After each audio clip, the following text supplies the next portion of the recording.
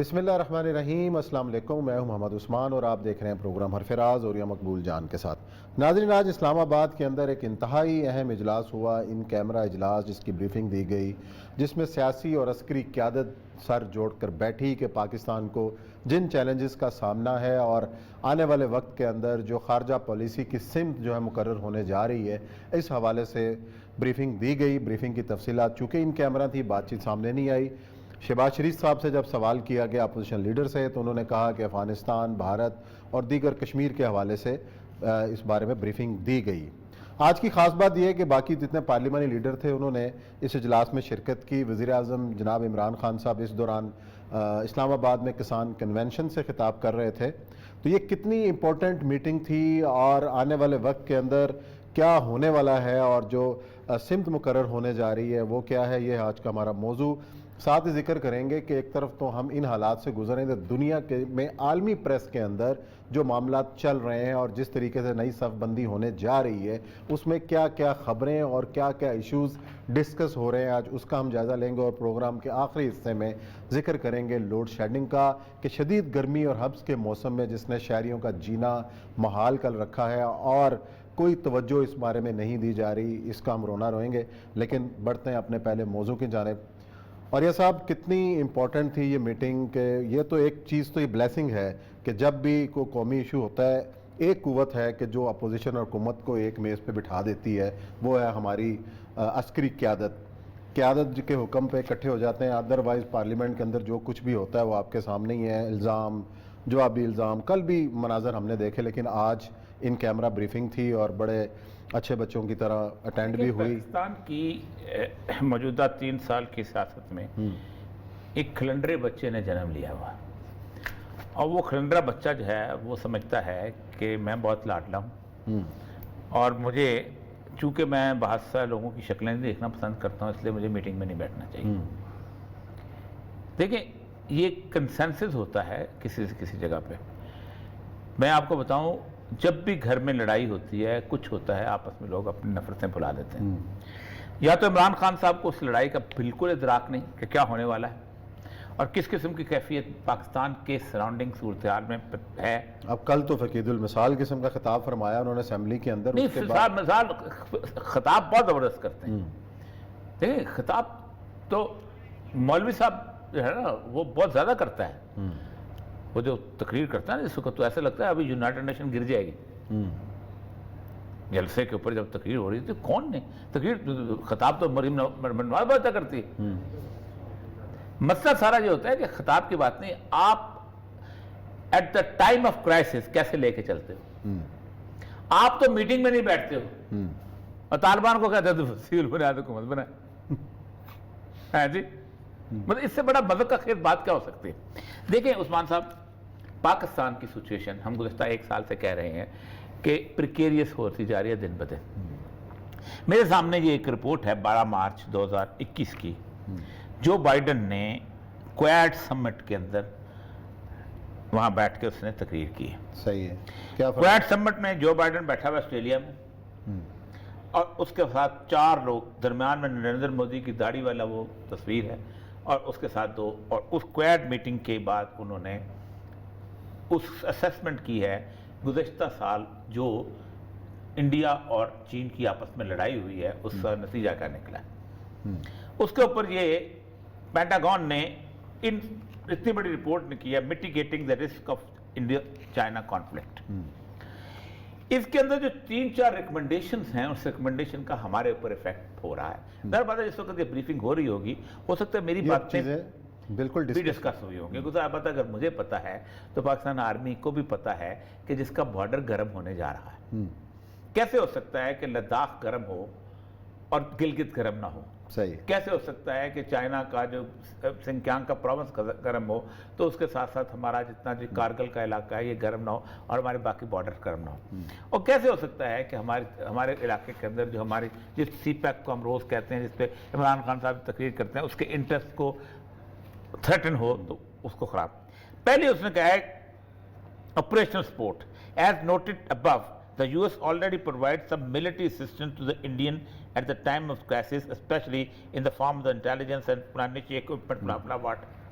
पहली दफ़ा अमेरिका ने एक्सेप्ट किया है इसके अंदर रिपोर्ट में कि हमने पैसे भी दिए हैं, हमने इंटेलिजेंस भी दी है और हमने असला भी दिया है इंडिया को। किसके खिलाफ? चीन के खिलाफ। वरना अब तक अखबारों में खबरें क्या होती थी कि ये सिर्फ इंडिया चीन की लड़ाई है, ये आपस का मसला है, ये झील का मसला है, ये वो। अच्छा, उसके बाद अगला हमने sport in other theatres and domains. अच्छा, sport in other theatres and domains में उन्होंने लिखा है कि आप a smaller conference on the LAC other quiet members are highly unlikely to oppose hostility against China elsewhere, कि जहां जहां और हॉस्टिलिटीज चाइना के साथ खोल सकते हैं हम खोलेंगे। कई महाज और खोले। कौन सा? अब हम आते हैं कि नहीं आते हैं? बिल्कुल है, खतरा तो मौजूद है। ठीक, ये मैं पेंटागन और उनकी स्ट्रेटेजिक रिपोर्ट पढ़ रहा हूँ इस वक्त। अगला उन्होंने कहा कि पॉलिटिकल एंड डिप्लोमेटिक सपोर्ट, वो उसने कहा कि इंडिया को हम अगर उसको हम बनाना चाहेंगे, सिक्योरिटी काउंसिल का परमानेंट मेंबर बनाना चाहें तब भी बनाएंगे, हमायत करेंगे, हर चीज उसने कहा है। जहां भी इंडिया की डिप्लोमेसी होगी वहां तो हमें चीखने चूखने की जरूरत नहीं है। पहली बात है कि इतनी बड़ी इंपॉर्टेंट रिपोर्ट, एक तो ये है आपका बॉर्डर जो है नॉर्थ का और आपका बॉर्डर जो है ईस्ट का, it is not safe at the moment. और सबसे बड़ी बात यह है कि उस सेफ ना होने की वजह यह है कि उस क्राइसिस में जिस मुल्क के लिए आपने 70 साल मार खाई, आप उसके खाते में रहे, वो मुल्क आपके दुश्मन के साथ खड़ा है। एक तो ये बुनियादी चीज़ है। दूसरी चीज़ ये है अफगानिस्तान की सिचुएशन, वो बहुत इस वक्त उस्मान साहब इतनी प्रिकेरियस हो चुकी हुई है कि इस वक्त अमेरिका के अंदर नीड असेसमेंट हो रही है कि हम उसमें से निकलते हुए क्या करेंगे और क्या हमें इंटेलिजेंस जो है वो करनी पड़ेगी कि नहीं। अमेरिका ने आज से 1 महीना पहले एक उनकी यूनिवर्सिटी है जो इसको ब्राउन यूनिवर्सिटी कहते हैं, बड़ी फेमस यूनिवर्सिटी है, इंटरनेशनल यूनिवर्सिटी। ब्राउन यूनिवर्सिटी ये कहती है कि अब उसने पूरा असेसमेंट किया है कि सिर्फ अमेरिका के कितने पैसे खर्च हुए हैं इसके अंदर। कितने? तो 2,260 अरब डॉलर 2,260 अरब डॉलर जो है खर्च हो गए। और ये है कि लास्ट विड्रॉल तक वो कहते हैं कि 2-3 अरब तो फिर और भी खाएंगे। ज़ाहिर बात है, चीज़ें लॉजिस्टिक है, सारी लॉजिस्टिक। अच्छा, उसके साथ साथ उन्होंने ये कहा है कि जो लोग मरे हैं, अच्छा उन लोगों की जो तादाद है वो भी वो कहता ये है कि तकरीबन 2,41,000 लोग जो हैं टोटल, यहाँ ये उनके असेसमेंट है, जिनमें से 2,442 तो सिपाही हैं अमेरिका के, और उसके साथ साथ तकरीबन 9,300 अंदाज़ा करो असल चीज़, as well another 9,314 Pakistani troops and police also died. ये रिपोर्ट आपको किसी को पता है? ये हमें को खबर है? ये ब्राउन यूनिवर्सिटी की नेस्टमैन किधर मरे हमारे बंदे? हमने कभी की ना? हम तो 70,000 करोड़ होते हैं, तो ये हमने छुपाए हुए हैं 9,100। ठीक है, the war cost lies US troops. उसके बाद कहता है कि 3,936 US कॉन्ट्रैक्टर्स, ये black water, and 1,140 allied troops उनके। The report state between 60,000 and 69,000 Afghan national military members, उनके police, as well as another 9,314 Pakistani troops and police. ये तो 70,000 में शामिल है ना वो, ये तो हम शामिल करते हैं पाकिस्तान की जितनी फोर्सेस। मोर देन नहीं, ये तो ये अफगानिस्तान के बॉर्डर की बात हो रही है सर। जाहिर है जो हमले हुए हैं, मोर देन 71,000 सिविलियन। अच्छा, ये उन्होंने ये उसका असेसमेंट किया। died another roughly 33,000 Pakistan Afghan, as did another roughly 33,000 Pakistani और गिनता है इसके अंदर। ये अमेरिका में इसका तूफान मचा हुआ सुबह से कि 2,000 अरब डॉलर, और ये उन्होंने खुद उसको दी थी असेसमेंट के लिए, और उन्होंने बाकायदा इसकी डिटेल्स दी हैं। उन्होंने पाकिस्तानी ट्रूप्स की दी हैं, एलाइड फोर्सेस की दी हैं। अब वहाँ पर जो सूरत हाल, अच्छा अब यहाँ पे तो उनके 2,200 अरब डॉलर लग गए, अब चीन के साथ जो पंगा करने जा रहे हैं, लेने जा रहे हैं, तो वहाँ पे भी तो अरबों डॉलर। मैं आपको बताऊँ क्या है, तो ये अवेयरनेस नहीं पैदा होती कि इतना हमने यहाँ फूक दिया, अब वहाँ नया जंग खोलेंगे महाज, तो वहाँ क्या करेंगे? मैं बताता हूँ ना वजह क्या। 2009 की जनवरी में अमेरिका ने एक रिपोर्ट के लिए रैंड कॉर्पोरेशन, ये मेरे पास रैंड कॉर्पोरेशन की रिपोर्ट पड़ी हुई, उन्होंने कहा जी हमारा इकॉनमी बैठ गई है। आपको पता है 2008 में जो लोग दुबई में थे, रिसेशन आ गया था और बबल ब्रस्ट हुआ था प्रॉपर्टी का, एनरॉन और ये वो। तो वॉल स्ट्रीट ने कहा था कि हमें $700 बिलियन दो, तब हम सर्वाइव करते हैं। तो उन्होंने एक रिपोर्ट के लिए उनको दिया था, उनको चाइना को कि रैंड कॉर्पोरेशन को बताओ जनवरी 2009 में वो रिपोर्ट आई थी, और जनवरी 2009 में उन्होंने रिपोर्ट देते हुए ये कहा था कि देखो आप 1400 अरब भी दे दें तो आपकी इकॉनमी नहीं उठ सकती। सही है।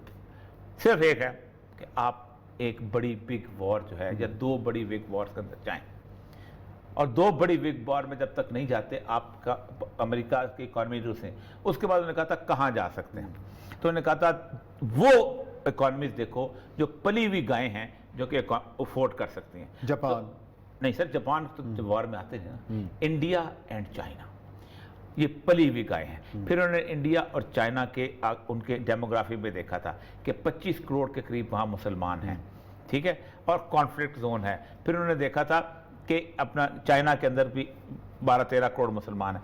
तीसरी उन्होंने कहा था रूस बेच के, न्यूक्लियर टेक्नोलॉजी बेच के अमीर हो चुका हुआ है। उन्होंने कहा था इन तीनों के अंदर कॉन्फ्लिक्ट जोन बनाओ। फिर उन्होंने कहा था फौज बंदे कहाँ से जाएंगे, उन्होंने कहा पाकिस्तान और अफगानिस्तान। अफगानिस्तान से मिलिटेंट जाएंगे लड़ने के लिए, वहाँ पर उस इलाके के अंदर पाकिस्तान की लॉजिस्टिक सपोर्ट होगी, हम लड़ेंगे। और ये इतनी इंपॉर्टेंट है, उसके अंदर अब प्लान फेल हो रहे हैं। उसके प्लान क्या फेल हो रहे हैं और प्लान है क्या, अगले इस तरीके से इस पे अगले पार्ट में बात करते हैं। नाज़रीन लेते हैं ब्रेक और फिर प्रोग्राम का सिलसिला जारी रखें।